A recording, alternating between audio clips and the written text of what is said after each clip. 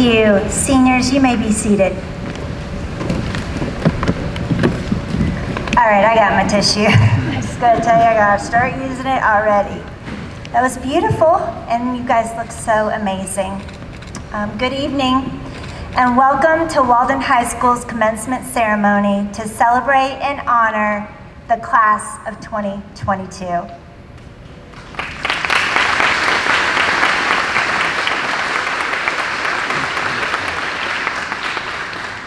It's wonderful to be able to see each other face to face, and I am filled with the utmost joy to honor our seniors all together and in person.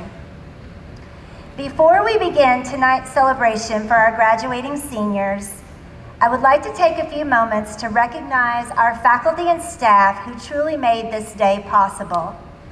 Throughout every learning scenario, our Walden teachers, under the leadership of Kelly Von Bush and Pam Zipper, have persevered with determination, creativity, flexibility, and a whole lot of patience.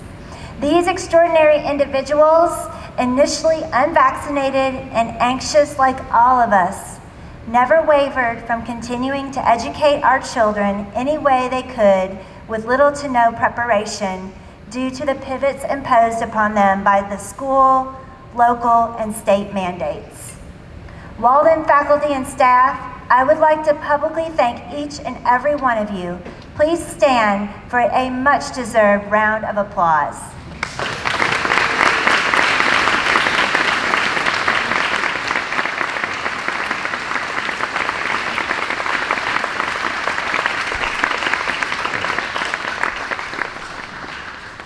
Seniors, are you ready? All right. I have the wonderful honor to speak to you this evening, not only as a representative of the Walden's faculty and staff, but also on behalf of our loved ones sitting in the audience. I can say without hesitation that your parents and I knew this day was coming. We just didn't anticipate how quickly the first day of school would turn into a semester and then a year. Then the transition into the next school division, and finally graduation. Along the way, we have done all we thought was right to prepare you for your next steps in life, academically, socially, and emotionally.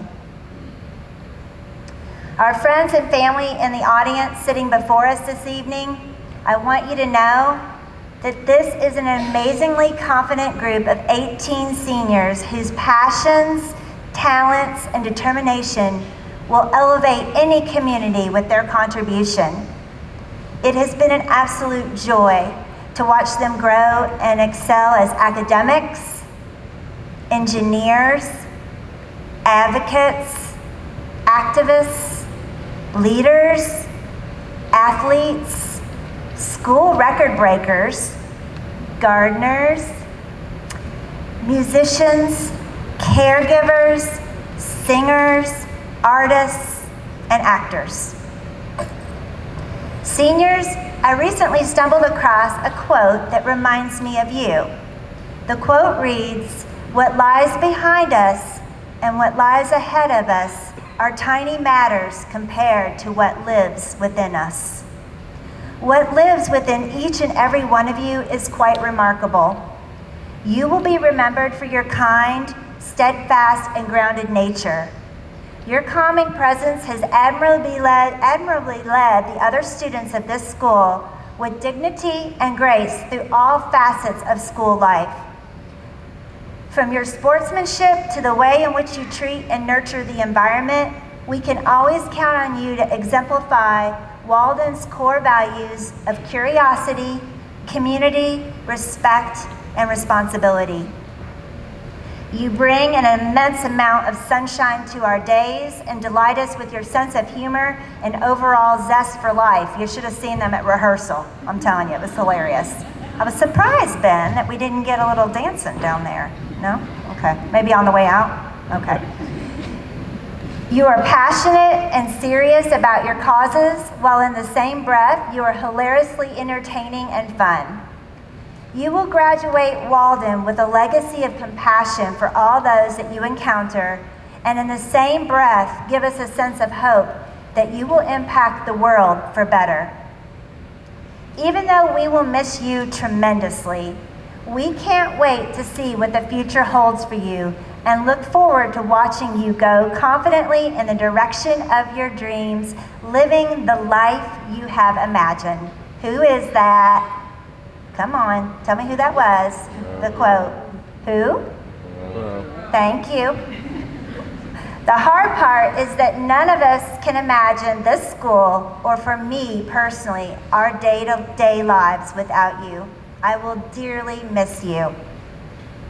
Robbie. I will miss watching the intensity and passion in which you played sports after shedding your soft, cuddly blanket that you wrapped up in throughout the school day.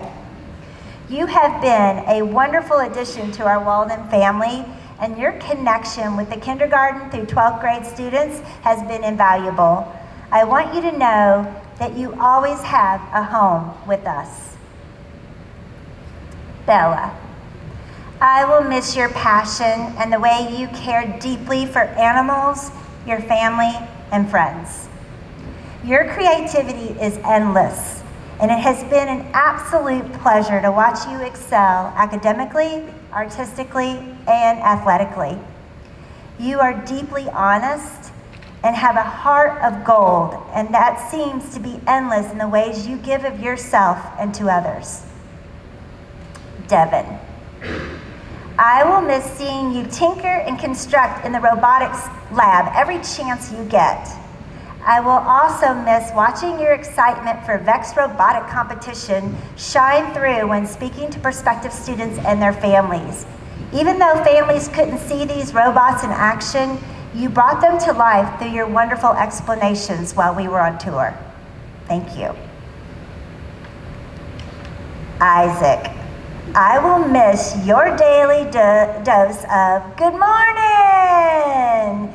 That enthusiasm greeted me as I was watching you all come in from carpool. Just watching the way your eyes light up when talking about something you are passionate about, like being physically active, because you are amazing in that arena, it fills me with such joy. Walden benefited greatly the moment you stepped in our hallways, and I will truly miss your sunshine.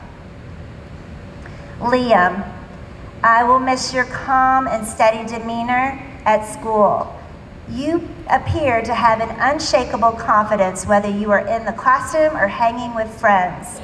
You are truly gifted in so many ways, and I can't wait to see you shine at American University. Sarah, I will miss our hallway conversations, your genuine enthusiasm for all high school activities, your amazing leadership skills, and your kindness. Your passion for achievement is evident in the way you give so much of yourself and to others here at Walden. Thank you for your willingness to enhance your school community over the years. Nick, I will miss the way you come alive on the stage and appreciate your unwavering friendships with your classmates. You are special to so many people. It was evident the way they cheered for you today at the high school awards.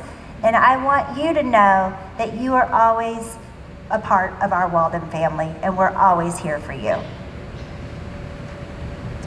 Evan, I will miss your incredible intellect. You are a tremendously deep thinker who will be instrumental in changing this world for the better. The habits you have formed will carry you far no matter where life takes you. I appreciate your unwavering friendships with your classmates and will miss watching the bond you have with your family and the way your family loves you. Don't forget to call your sister. Saw that on the senior walk. She had her number and everything. Baxter, I will miss seeing you excel in literally everything that you do. You are an amazing student, ambassador, and athlete. I'm not only in awe of the discipline you display with your running, but also with your education and service to the community. You serve as a wonderful representative of our community, and it has been my immense pleasure to watch you shine over your 13 years at Walden. Jamie, I will miss your confident sense of self. I love how you embrace you through your academics, friendships, and style. You truly epitomize everything Walden. You will be remembered for one of the greatest senior pranks of all time, forcing faculty and staff out of their comfort zones by having to park at the back of the lot on senior prank day. Well done, my friend, well done. You might have been called a stinker one or two times by me, too. Ben, I will miss the way you delight and surprise me from one moment to the next. Focused and studious in your classes, and then out of nowhere, you become a tiger on the soccer field or an animated dancer as you lead your classmates on their senior walk. I can't think of anyone better than you to lead this year's senior class into greatness. Leo, I will miss your boundless energy, the connection you also have with our K through 12 students, and your passion for gardening. You intuitively know when help is needed, and with little guidance, you take expert control of situations with maturity and grace. I will never forget watching you push a wheelbarrow at lightning speed to and from the garden in Walden's green space out my office window. It cracked me up the day you did that. Baden, I will miss watching your athletic prowess, whether participating in Walden sports or whizzing by me with your dad on community bike rides. Hello, Mrs. Tyler. Goodbye, Mrs. Tyler. Do you remember that? Yeah, I was huffing and puffing and you weren't even breaking a sweat. Your strong, sometimes stoic exterior is no match for your tremendously big heart. Merci. Whoop. Meeting you for the first time has been ingrained in my memory. Do you remember that? I could feel your determination and drive from a simple handshake and a look in your eyes. I will miss your amazing smile that lights up every room you walk in, and your pure appreciation and joy that you demonstrate for school, sports, work, and your friends. Thank you for being an inspiration to many and a friend to all. Hudson, I will miss your fun-loving and engaging nature, your passion for music, your warm smile, your stage presence, your sense of style, and how you never meet a stranger. You have an uncanny sense of making people feel special and heard. This gift will carry you far, no matter where life takes you. Alex, I will miss hearing about your adventures with your father and your extraordinary TV and movie experiences. I will be forever envious of your experience on the set of my favorite show, Star Trek. As Dr. Spock would say, may you live long and prosper. I would do the fingers, but I can't do it. There. Oh, there. Okay, got it. All right. Lauren, I will miss your calm and steady presence that grounds us all and provides us with the opportunity to reflect on the moment instead of rushing off to the next thing.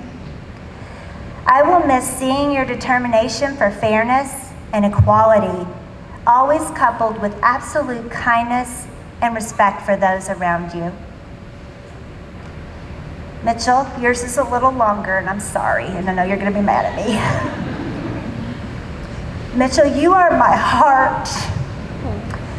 You are a responsible, humble, curious, thoughtful, and kind person. I admire the way you view the world's beauty and live in the moment as much as you can. You understand our world's delicate environmental balance and walk the talk in addressing climate change. You educate others with a graceful demeanor that does not offend. but inspires others to do better.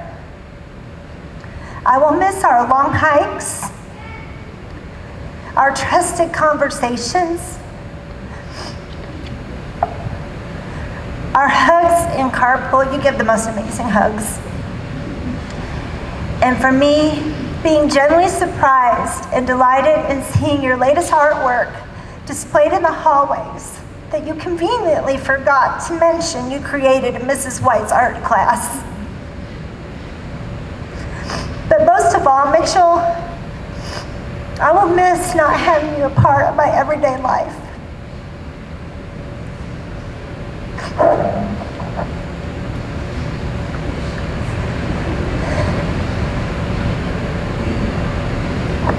Seniors, you have left an indelible mark on my heart in addition to Walden's legacy. I encourage you to make this same mark on the world.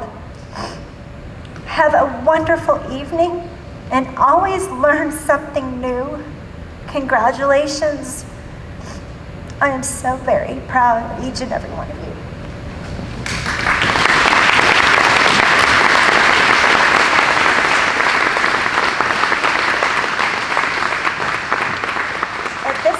I would like to ask Walden's High School 7th through 12th grade director, Pam Zipper, to come forward to introduce our commencement speaker.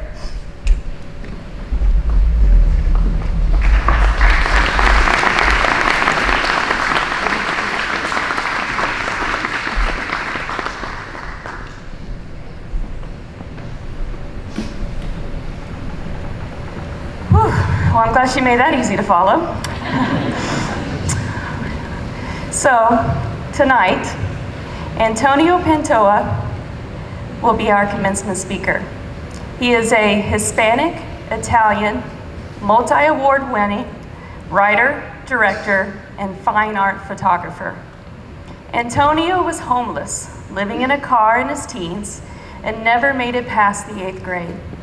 He has garnered more than 200 awards in photography and film, and he is passionate about educating the upcoming photographers, filmmakers, and artists. Antonio often films in Louisville, bringing jobs and the spotlight to the city and scripting inspirational characters that defy stereotypes. I'll never forget when Ms. Tyler sent me his bio, and I read it and I went, he's it. I'm not big on social media, but I was like, well, the young ones do it. I'm gonna reach out through Instagram and see if I can get a hold of him. And in a matter of, I don't even know, maybe less than an hour, I get this little voicemail that says, heck yeah, I will come to Walden's graduation and be the commencement speaker. This is the best thing that's happened to me, gosh, I think since the pandemic. And I knew he was the one. So I ran down to Ms. Tyler's office and I said, I think we have him. And she said, all right, well, let's call him up. And his enthusiasm, his excitement, it rang through her office. It warmed our heart. And we knew we found the right person. The person that would connect with our graduates, the person who would connect with our Walden community, because his values align with our values. Honestly, Antonio, I only met you just a little bit ago, but you are simply amazing. You're so positive, energetic, and just humble, just like all of you. So it is my pleasure to introduce this year's commencement speaker, Antonio Pantowa.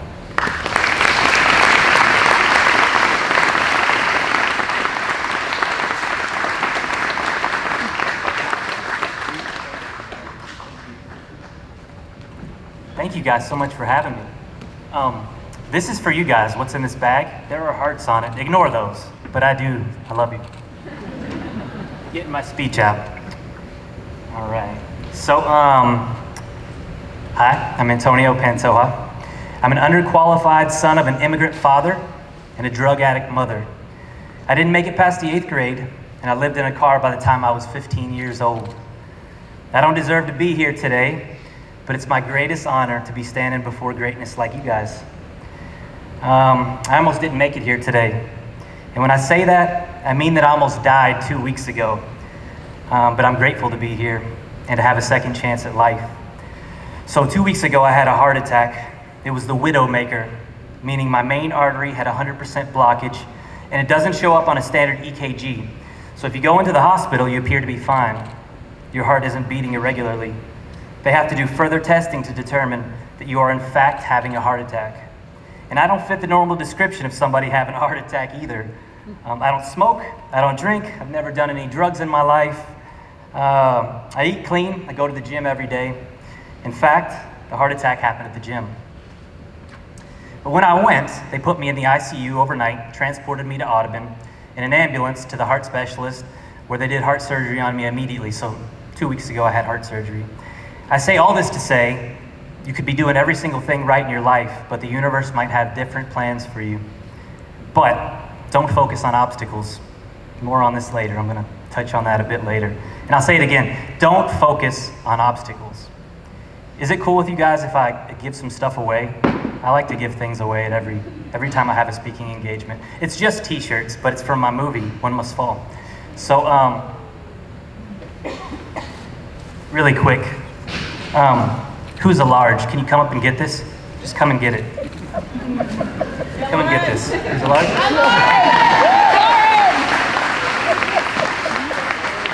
I have one more large, different shirt size. Different shirt, sorry. Another large.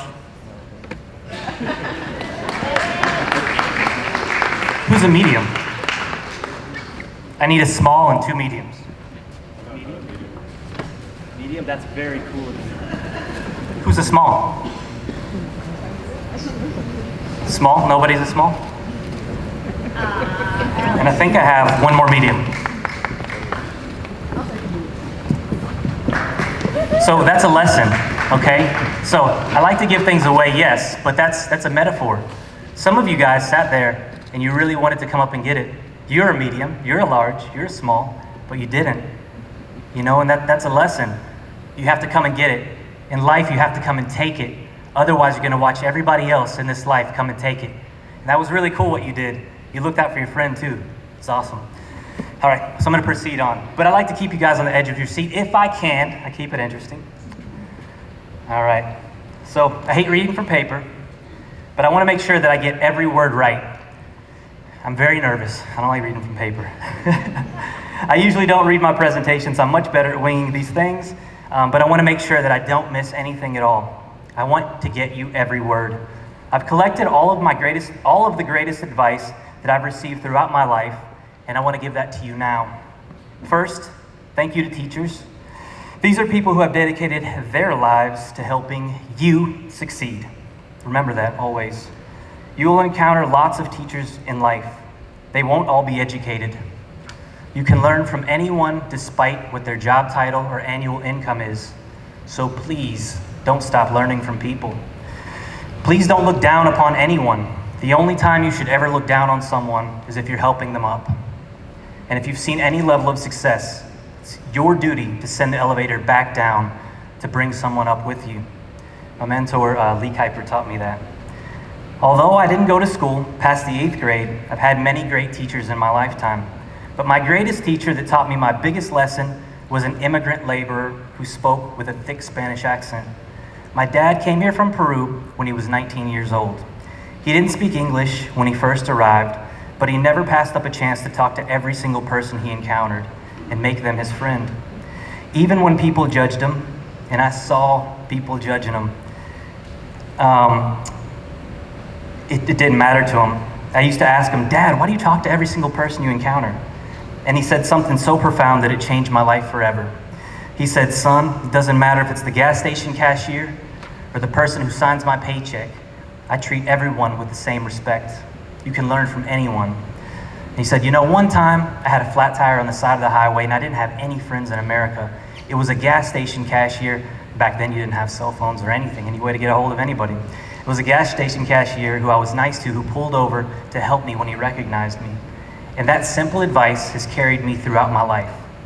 Every single opportunity that I've ever received was because I was nice to someone. My respect for people has no discrimination. I treat everyone with the same and highest level of respect, even if they judge me. It doesn't change the way that I see them or how I will treat them. I'll be good to them anyways. I don't speak Spanish. My dad arrived here from Peru. People weren't very kind to him. It was a different time. But when I asked him why we didn't speak Spanish in our home, he would tell me that he didn't want me to learn it. "You're American," he always said. It was an attempt to protect me from judgment so that I wouldn't be treated the way that he was. So I ask that you please don't judge anyone for their appearance. Try to see them for their heart, not their job title, not their clothes, not their body fat percentage, not their sexual orientation, or for the color of their skin. Please give people a chance. You can learn from anyone.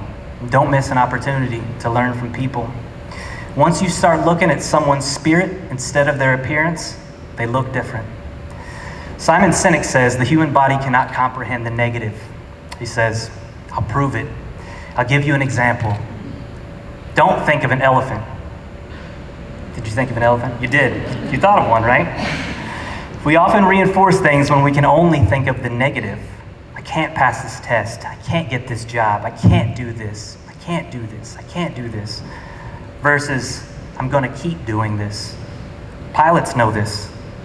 It's well known in the pilot community that when you tell a pilot, don't hit the obstacle, they'll hit the obstacle. Because what they're doing is focusing on the obstacle. Skiers know this as well. If you've ever seen skiers going through trees and you're wondering how they're doing this, it's easy. If you go through trees and you say to yourself, don't hit a tree, don't hit a tree, don't hit a tree, then you'll focus only on trees. And you'll wonder how anyone can ski through all of these trees. But if you focus on the path and ignore the trees, then you will ignore the obstacles. You'll only follow the path. It's your choice in how you choose to perceive. Don't focus on the negative. Don't focus on the obstacles. You're free from your parents now, and you have to set out against the world on your own. It's a big responsibility to be fully accountable for yourself as an adult. Shoot your shot. Try everything. You'll be afraid. Try anyways. If you're afraid of diving, just dive afraid. Trying new things and taking chances can be very scary. But do you know what's even scarier? Regret. You're in full control of your happiness, and if having what you want makes you whole, pull the levers to make it happen. Just jump and build your parachute on the way down. I can assure you that if you jump, a net will appear. The people who avoid failure also avoid success. People sometimes look at my awards and have a misconception that I win a lot, but the truth is I lose a whole lot more than I win. You don't see those, but I'll never stop trying. I learn through failure. I grow through failure. Success is only confirmation that I'm trying. Fail more, fail often. Don't call it failing. Call it trying to succeed. Don't let people's compliments go to your head, and don't let their criticism get to your heart. To make it in life, you need 2 out of 3 of these things, and they could be any 2. You can pick them. You can be likable, dependable, and be talented. Any 2. You can be likable and dependable, not even talented. You will still be successful. You may know people who are dependable and talented, not even likable, and they're successful. You probably know, you're thinking of some. But if you possess all 3, then you can be very dangerous. Work on all of them. Likable, dependable, talented. That third, though, there's no such thing as talent. We are all equals. Only hard work exists. There are no born doctors, lawyers, or filmmakers. You have to work for it. People sometimes tell me that I'm talented, but I'm not talented. I am obsessed. Find your obsession, and you'll never have to work a day in your life. You will be talented and successful by default. I always wanted to be the first person in my family to graduate high school and make my parents proud, and unfortunately, I did not. I have my cap, but you earned yours.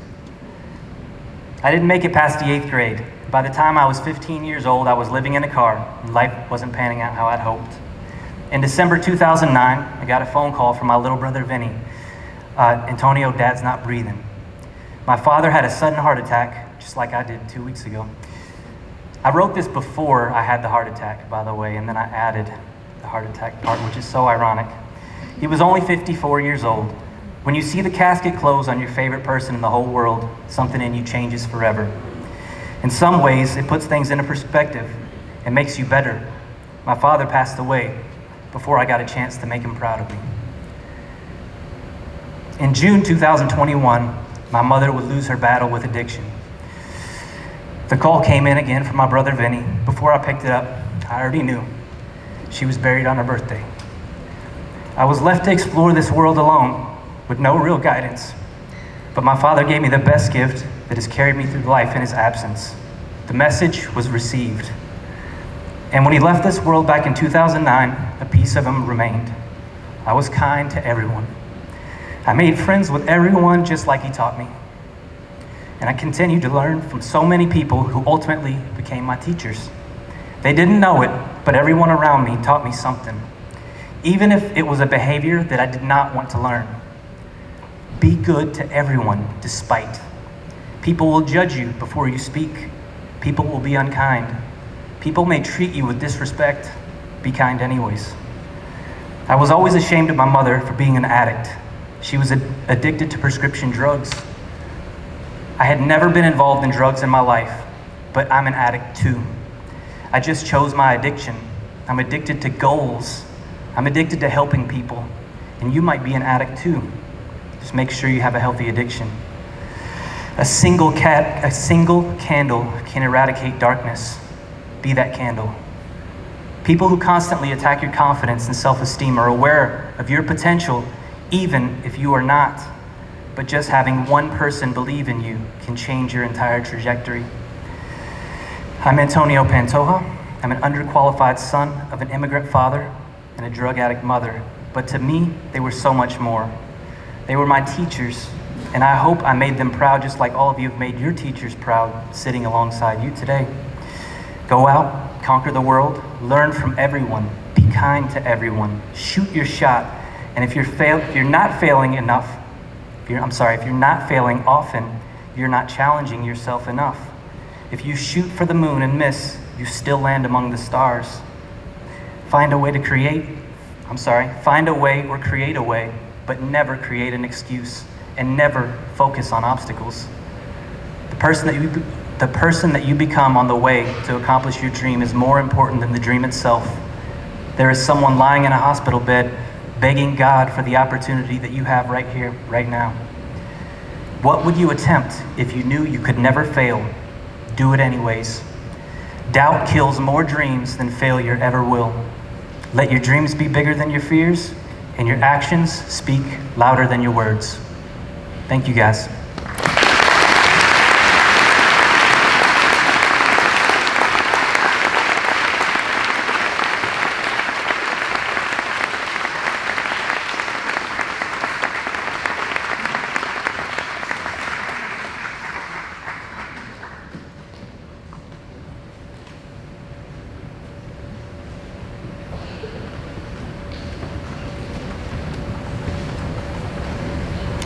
Thank you so much, Antonio, for sharing that with us. Very powerful, and the words are how can I say this?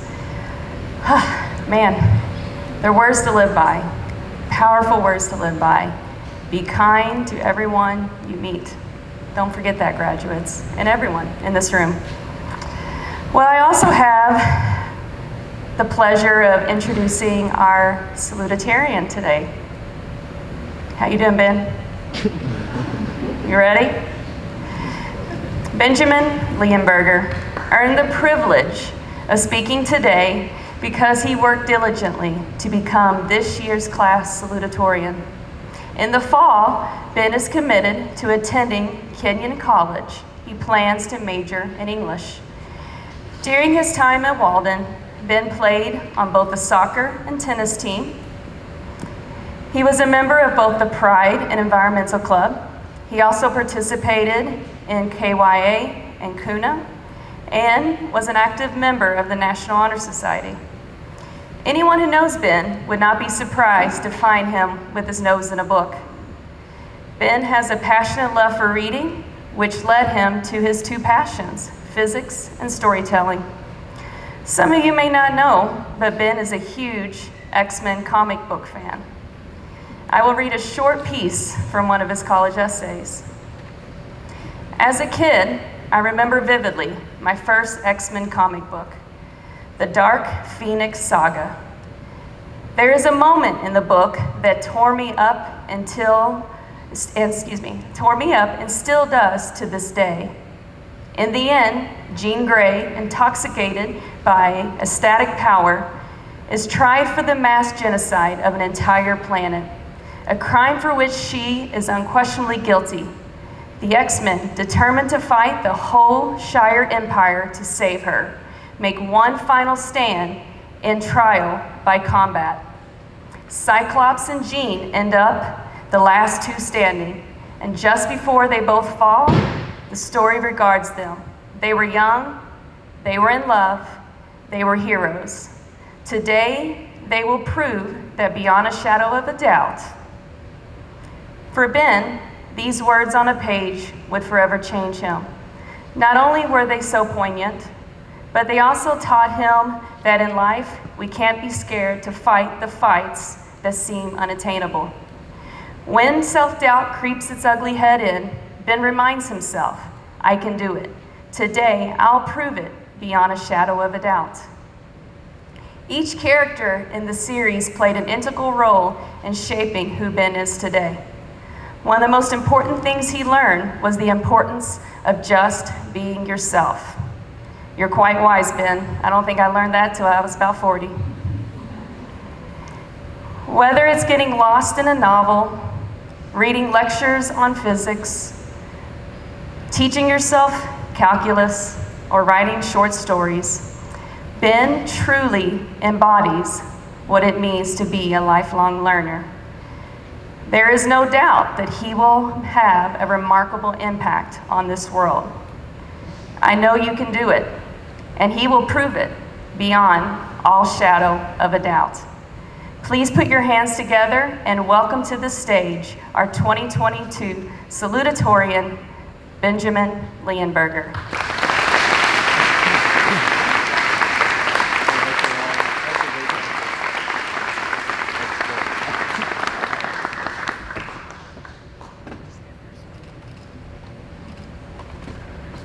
All right.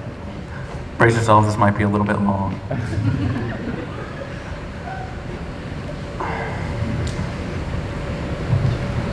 Tiny little youthful me was told he could be anything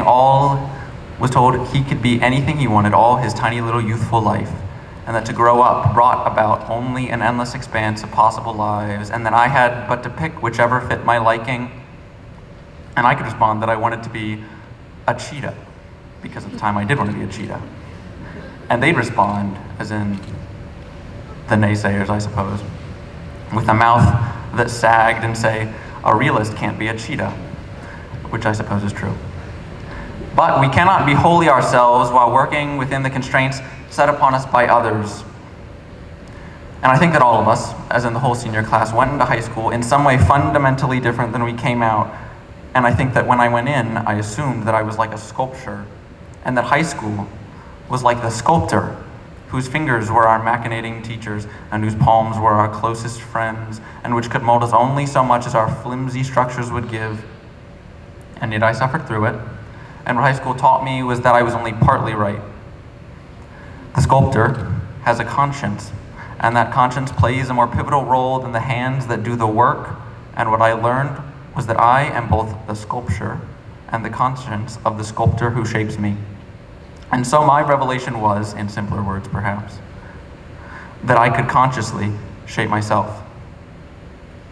In retrospect, it's easy enough to say that I was a lackadaisical subscriber to the philosophy that a person is a product of their environment, and my environment was high school, which was itself composed of my teachers and my friends, those being the sculptor's hands and their fingers, and back then I imagined that these were the things which exclusively crafted the sculpture, and lazily I would profess that in 8th grade I was more knowledgeable, but otherwise probably an unaltered reflection of myself at age 8. I knew there was something elusive called independence, and it skirted about dispassionately beyond the eyes of adults, but eluded my own and those of my peers, perhaps. Then in middle school ended, and I could see people I'd known all my life, and like me, they'd been the same all their lives, transforming preemptorily, dramatically, prematurely. They were reaching for independence. And that mass transformation was a brute force that knocked me inelegantly floorwards every time it struck. So imagine, we sculptures, we clay composites grew fists, which we flailed and ripped through the visage of all those brave and friendly sculptors who messed around too closely, and we, the knowledgeable sculptors, us, the students, wanted to craft ourselves without hands to help us, so we made to knock ourselves free of the sculptor's comforting grip, or the grips of our friends, our teachers, our philosophies, our parents, etc. My best friends found other friends, they found other interests. Ultimately, they sought independence, and me, I did the same. Violently, callously, in one jarring motion, I abandoned my friends and philosophies hitherto so dear, and so my freshman year was a veritable wartime brawl, with fists flying about wantonly, catching everyone inflicted and off guard. And pretty shortly into high school, I could see everyone lying bruised on the floor, because caught in our urgency to change, we had disbanded our lives entirely. We had disowned our friends and philosophies that our lives revolved around. We had quested too hastily for independence and self-actualization, and as a result, we knocked over everyone in our path. In short, we fresh sculptures were feisty. We resisted the hands that held us, and in so doing, we sent ourselves crashing to the floor in middle school. As for myself, I discovered through my quest that a shortcut to happiness was I discovered through my quest that the shortcut to a happiness undercut by selfishness was confidence. And I wasn't overly confident or cocky before high school, but a new me found content in pretending that he was the absolute best at everything. That is called hubris. That's a happiness that plants its roots in deception and discontent. And back then, I thought I was this highfalutin, wonderful little thing because I read physics books and I cared about learning enough to yell at people for it. So geometry class used to be occasionally backdropped by this cacophonous clattering that my classmates called music, and I'm going to say pop music, though I really don't know because I thought it was so incredibly atrocious that I've forgotten exactly what it was because I don't listen to it. And I was this horrible little creature moaning, and I was groaning in the corner, shushing at everyone, shh, and screaming, "By God, be quiet! The music, it's too loud!" And our lives unraveled. Oh shoot, that was the wrong page. But I'm gonna say, okay, I'll write page 5 now. Our lives unraveled, we played Shadow on the Ground in high school, was what we called the time we spent picking up the pieces and sculpting something new, and most cases, that new was a conception that bore deliberately little resemblance to the original. It might be all we wanted to stand up. It might be we all wanted to stand up, brush ourselves off, brush off our bruises, bury the past, leastwise, that's what I did. My classmates can attest that I was altogether unrecognizable when I changed or when I was resculpted. Then I can speak personally and say so are many of my friends. And now, the new me, the one that reformed post-shatter, which was middle school when I broke, if you will, was completely intolerable. But we had all sought independence, that's what shattered us, and our brief fraternity with it would serve as the blueprint for crafting ourselves anew. And now I'm gonna go to page 7 because I read page 6 already.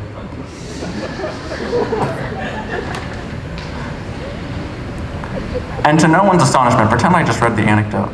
You're gonna do that for me. And to no one's astonishment, likely as not, the music persisted, so rather I'd suggest that they play my favorite musician in geometry class, which was Bob Dylan. And yes, unsurprisingly, that would play, and likewise be accompanied by the moans and groans of everybody in the class, rather ironically, deploring my music, though they were always a great deal more civil about it. So early on in my rebirth, I was this prickly little sculpture, not altogether very pleasant to be around, but I was likewise my sculptor's conscience, as I said, I discovered. And the time that I spent in high school was the time that I used to critique my new shape and subvert the filthy ego that had enveloped me. And I think through these 4 years, we sculptures, tried on all shapes and sizes which we could conceive, and settled on the one that fit us best. And having gone through it, it seems to reason that what we are now must just be us. For 2 years or so, I assumed the shape of a dissatisfied superachiever before realizing what discontent that wrought on everyone. And now, having been there, I can sit back and laugh contentedly that phase no longer grieves me. In my head, I now romantically illuminate the mindset that dancing fearlessly and free, silhouetted by evidently poor decisions, is my choice to make. To from now on, make of my life exactly what I will, irrespective of all else, seems to me to be the mindset driven by self-sovereignty. So just a few weeks ago, me and my classmates notoriously took a day off to watch The Unbearable Weight of Massive Talent, which is a new movie, and it's an excellent movie, starring Nicolas Cage, playing Nicolas Cage, in a movie about Nicolas Cage, which flashed onto our radar and tickled that effervescent obsession that we harbored over Nicolas Cage, since our revelation that the crude duology is in fact one of the greatest triumphs of human civilization. And that his other movie, National Treasure, is in fact, standing ovation please, for those who have seen it. There you go. That movie is a national treasure. It's a fantastic movie. We all skipped school, which was absolutely a poor decision. Yes, but laughing synchronously with a theater filled only by friends at the first showing of a 10 a.m. matinee, school cannot beat that. Even then, I personally could be only so free as to do that only once, for better or worse. My search for independence resulted in me defining my shape and reforming my morality, and me, I love stories, I want to write them, and the person who told me watching movies or reading books and writing my stories was inherently less valuable or important than homework, which was occasionally mentioned, I would call a tepid idiot. Because that's what I love, and I came to think of that compliance to that person's thought as grotesquely servile and confining, and in spite of that, here I am. I got good grades, evidently. So it turns out I complied anyway. That is the rub. That's what irritates me. I could never unshackle myself completely from the expectations of other people, even when they contradicted my own. And to everyone else's mind, this is incredibly fortunate. Though not to me. The argument that they give is that success comes at the hands of others, but I think that once the sculpture is finished, it undoubtedly, once the sculpture is finished, having deliberately chosen its stance, it is undoubtedly a successful sculpture if, and only if, it is happy, whilst also making its viewers happy. So forgive us, parents and teachers. We're now officially independent and leaving high school. Our grades, which have been hitherto so important, are now completely obsolete, and all we can want for, from here on out, is to shape ourselves into a purely radial happiness that stretches throughout all the earth and expends no one at all.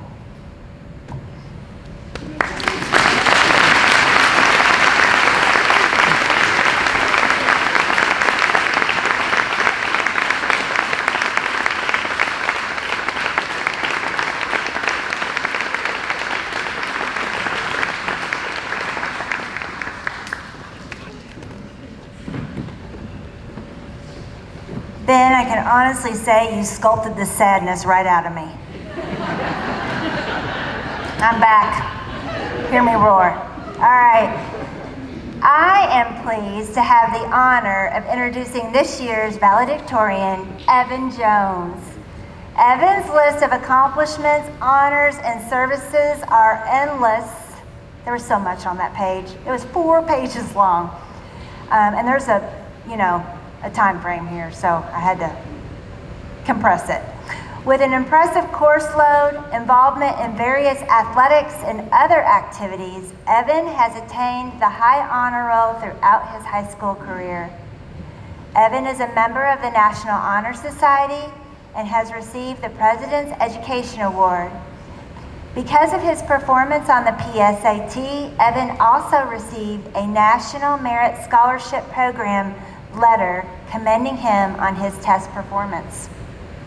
With all of his academic accomplishments, one could wonder how Evan would have time for anything else but his studies. Did you go see Nicolas Cage? Yep. That's what I thought. You gonna talk about it? Maybe. Evan is an exceptional student, leader, volunteer, community advocate, son, brother, friend, and apparently a Nicolas Cage fan. And I knew he was destined for greatness years ago, watching him walk into Walden with his head held high and his eyes focused on his future. Evan, it has been my pleasure to watch you grow into the amazing young man you are today. Please join me in welcoming to the podium this year's valedictorian, Evan Jones.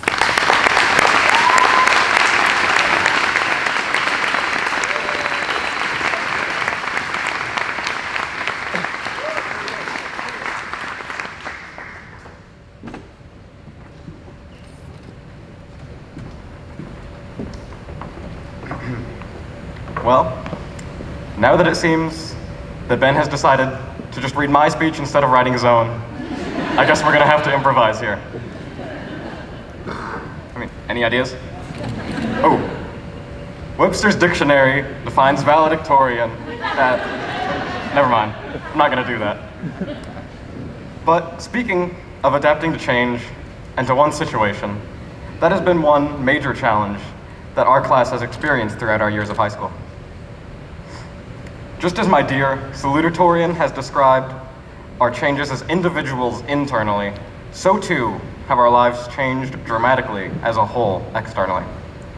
I remember so well the end of 8th grade and the anxiety of the new freedoms and much more of the new responsibilities that the idea of high school brought with it. And yet, just a few weeks in, I was telling my grandmother that my favorite part of it was that very same freedom, which I have since been reminded of, having said more than once. So many aspects of our lives have changed since then. And now I see all the faces and memories fly by, and they paint a picture. This picture is a mosaic of moments, people, and circumstances that have changed us into the people we are today. I know that every year, the senior class ends up believing that they have had a completely unique experience. Even though this is a cliche, I still believe it is true for our class.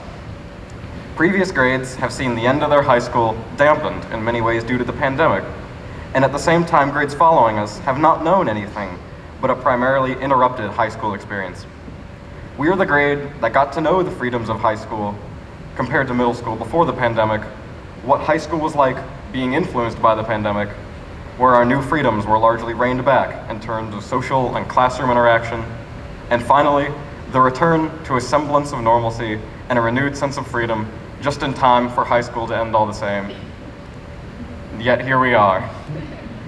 I'm sure everyone here is beyond tired of hearing about the pandemic. I am too. But we have often felt and been told how much it has impacted our high school experience. I instinctually almost want to deny this as not having been that bad. But then I do remember all of the clubs and sports and whatnot we were unable to participate in while online, and all of the learning time we missed out on both inside and outside of the classroom. This same disappointing realization, however, makes me proud of how we've all managed to adapt to this intrusion into everyone's lives. As a wise man would always say, in this very school, trees that do not bend with the wind will not last the storm. During the moments when we were entirely online, there was not much that could be done to adapt, but we still did our best to keep in contact with each other, using our freedoms of independence to make group chat after group chat, and to play video games together and any other thing we could find that we could do. And to put as much effort in as we could to paying attention in classes. But I will admit, I miss being able to sleep in right up until the moment where you have to turn your camera on. When the opportunity of going back in person was present though, we jumped on it. We were almost entirely in person, and I even remember a period of days where for one reason or another, we were the only class present in the high school. And yet, almost our entire group was there. The pandemic was a significant change and a great challenge, but our grade faced it head on and adapted as best we could. Through doing this, we have formed stronger bonds. We built them through things such as Gaga Ball, which ended up becoming the Gaga Brawl involving the whole school, or by winning competitions between the pods such as all of us dressing up as various high school cliques. When the pandemic finally lessened its grip over our school experience this year, we kept forming and strengthening these bonds. We went to Camp Piamingo and the senior retreat, where even though we found ourselves trapped in cabins or cars together, we formed wonderful memories between the hot tub, go-karting, mini golf, and every moment in between. Through all of these adaptations, we have also learned much and grown as people. Much appreciation for this has to be given to our wonderful teachers. Whether they know it or not, they have given each of us so many lessons, ideas, and pieces of advice that will last with us so far beyond high school. We're going to talk about this, however this is fitting, considering what our commencement speaker decided to talk about. But as some of you know, throughout this year, I have made an effort to collect advice from various teachers. I did this originally to simply have a collection of advice in one written and concise place and to see what overlapped. The most general ideas were to broaden one's experiences and knowledge, to keep one's close and meaningful relationships close, and to really put effort into them, and to find a passion, or at least something you truly enjoy before you dedicate your life to it. When I finally did connect these ideas, I was almost underwhelmed, because I had realized that these same teachers had already taught us many of these lessons before, even if they hadn't explicitly stated them. I do, however, wish to share a few excerpts that I have found especially profound and have tried to take to heart. These are as follows. Never stop improving upon yourself. Adopt a change mindset that says, I am not perfect, I will never be perfect, but I can be better.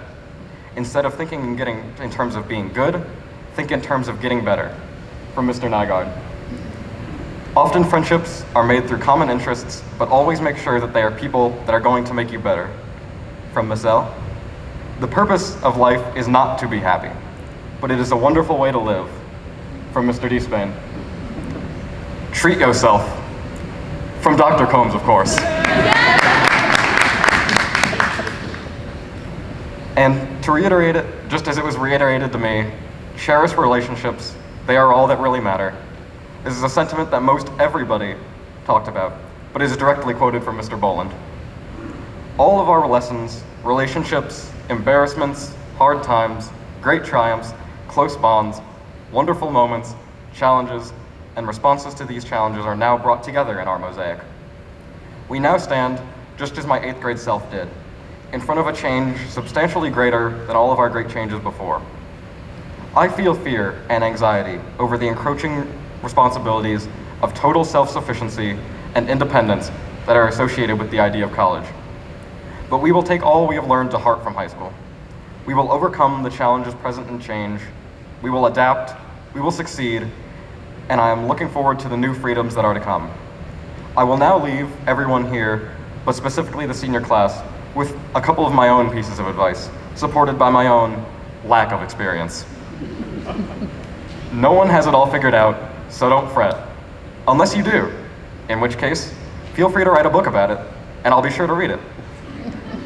Don't get too caught up in anything, especially in arguments, such as one that the whole cafeteria can hear about one's ability to use knives versus another's ability to use forks. Have fun, experience new things, listen to music, cherish those close to you, especially your family. Be kind to people. Be as responsible as you can without getting in the way of any of the other earlier recommendations. And be very careful as to whose advice you choose to take to heart. On behalf of the entire class, I sincerely thank everyone here today.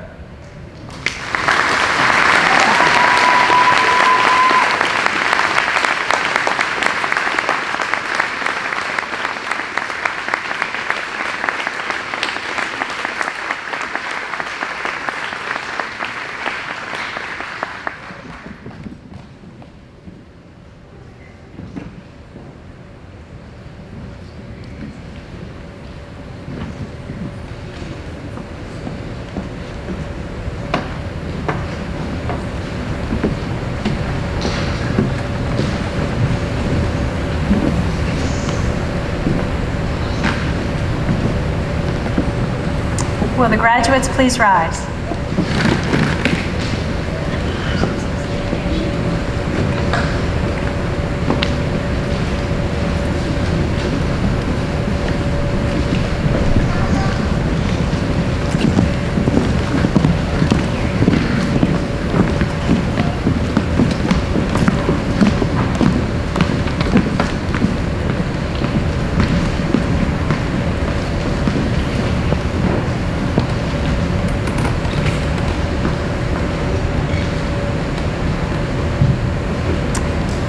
Irabodu Peter Abu.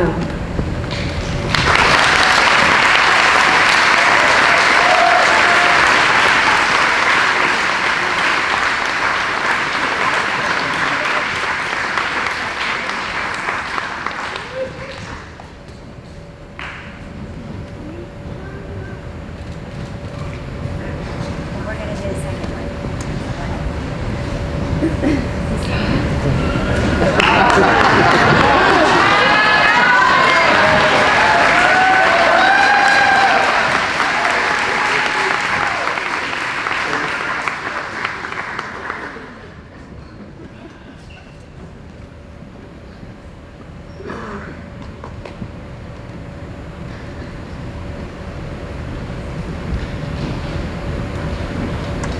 Isabella Marie Bowles.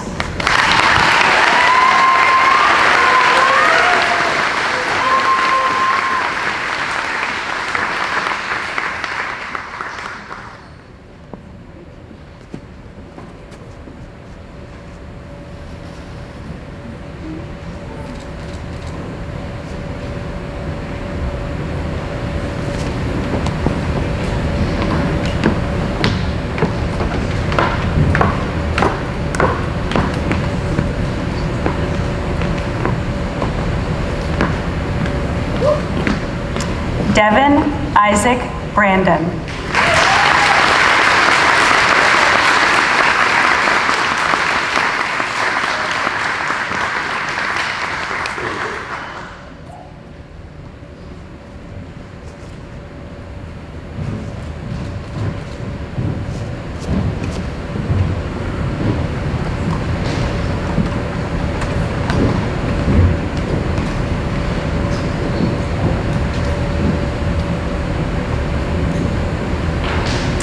Isaac Thomas Friedman.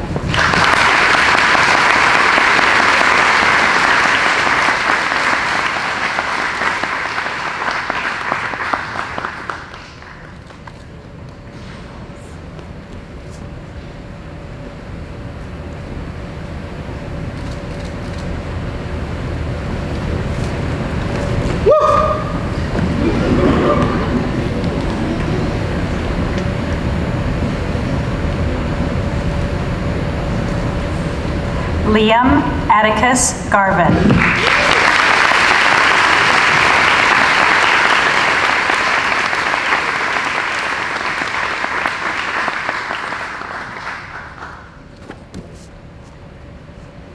Boy, Liam.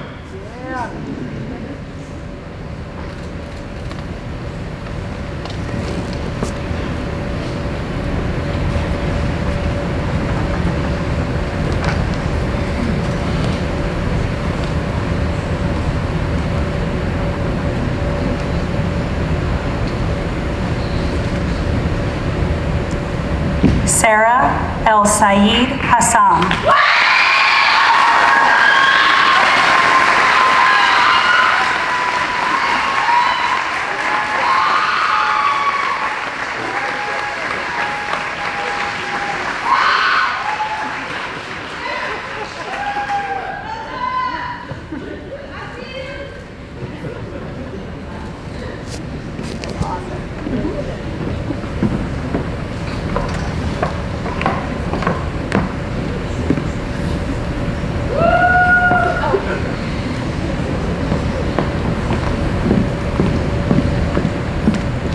Nicholas Parker Jackson.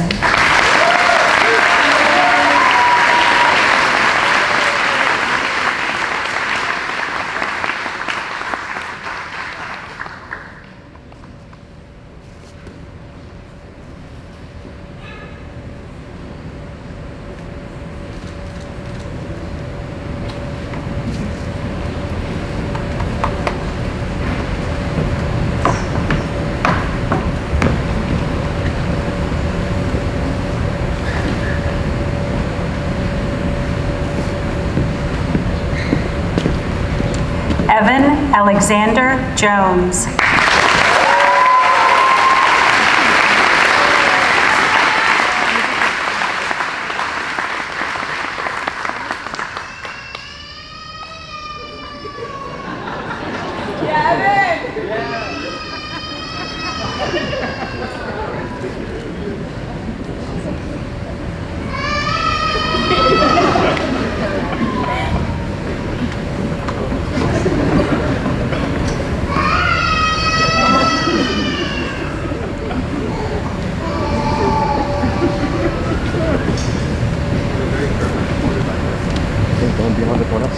Baxter Thompson Keith.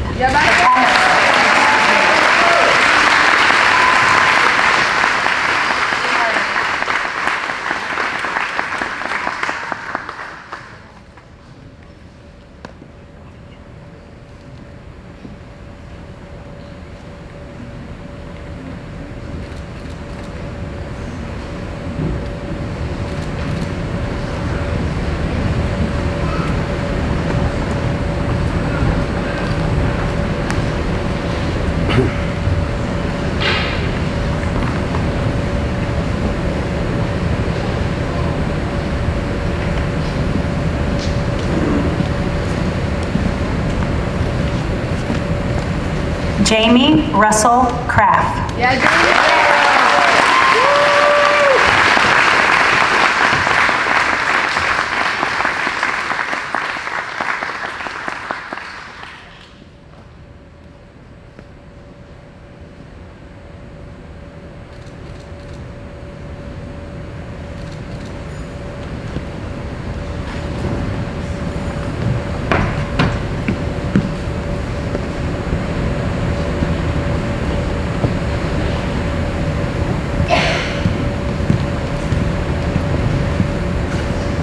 Benjamin Michael Leonberger.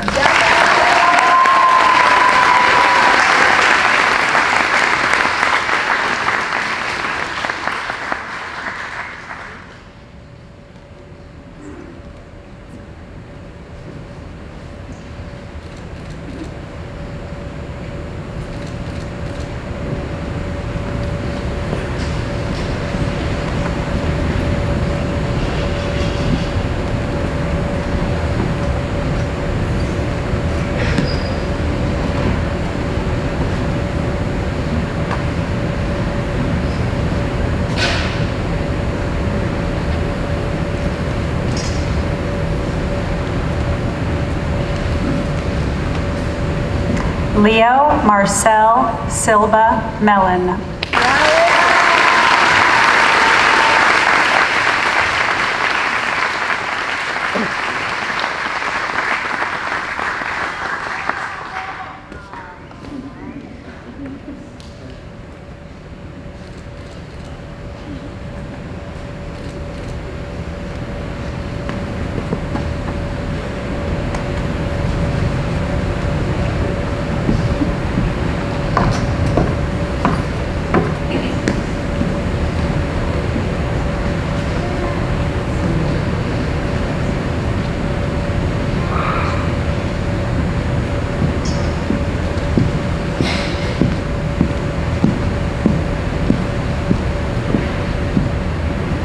Baden Kel Moss.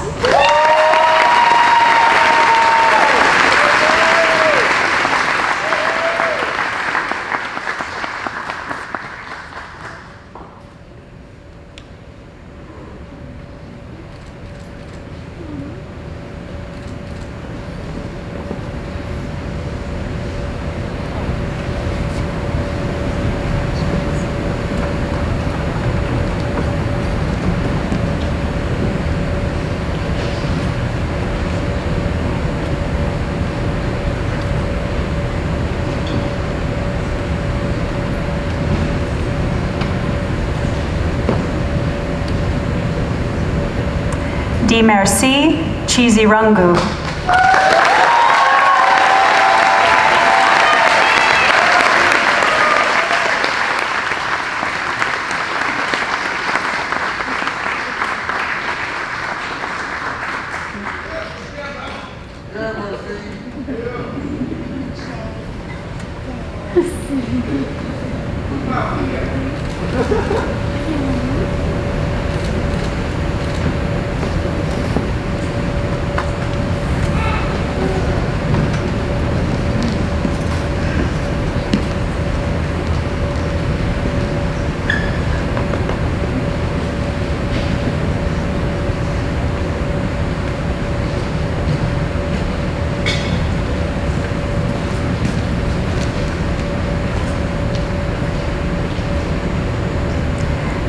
Hudson David Rubin.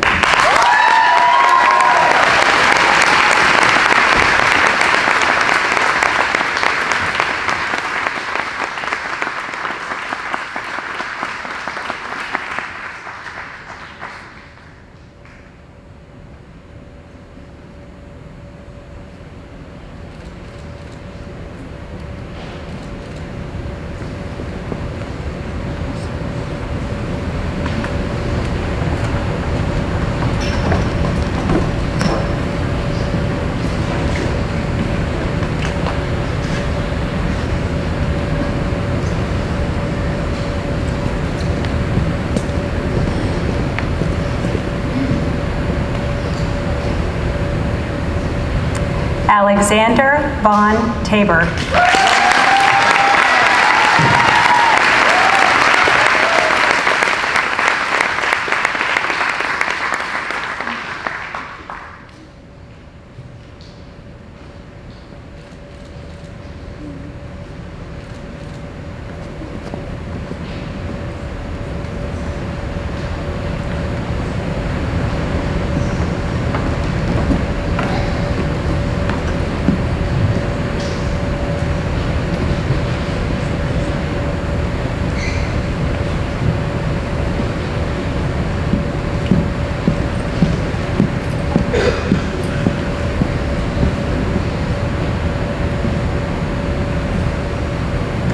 Lauren Taylor Thompson.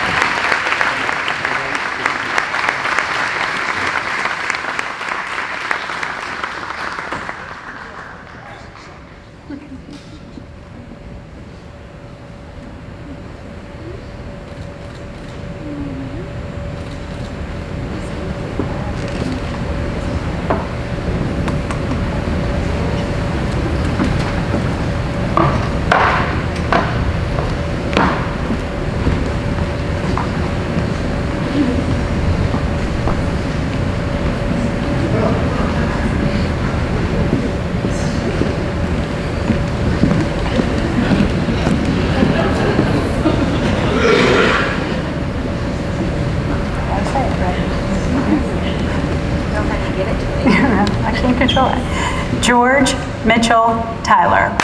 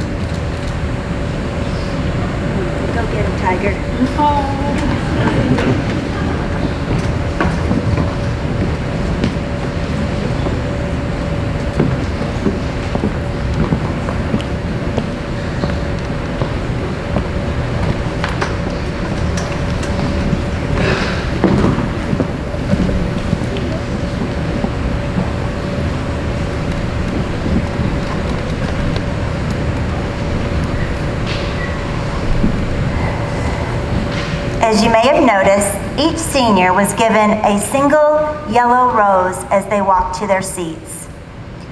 The symbol of a yellow rose represents friendship, joy, and caring. These beautiful yellow roses also convey warmth, delight, gladness, and affection. At this time, I would like each of our seniors to give their rose to their loved ones, coupled with a hug, to symbolize the warmth and appreciation of our families. Seniors, go ahead.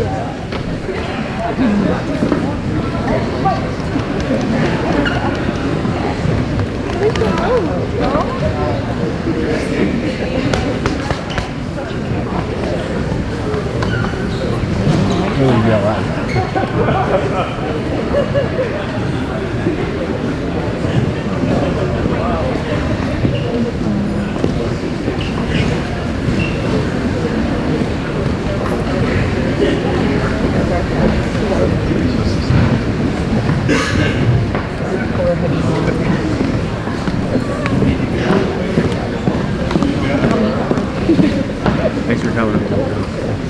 Congratulations. Thank you.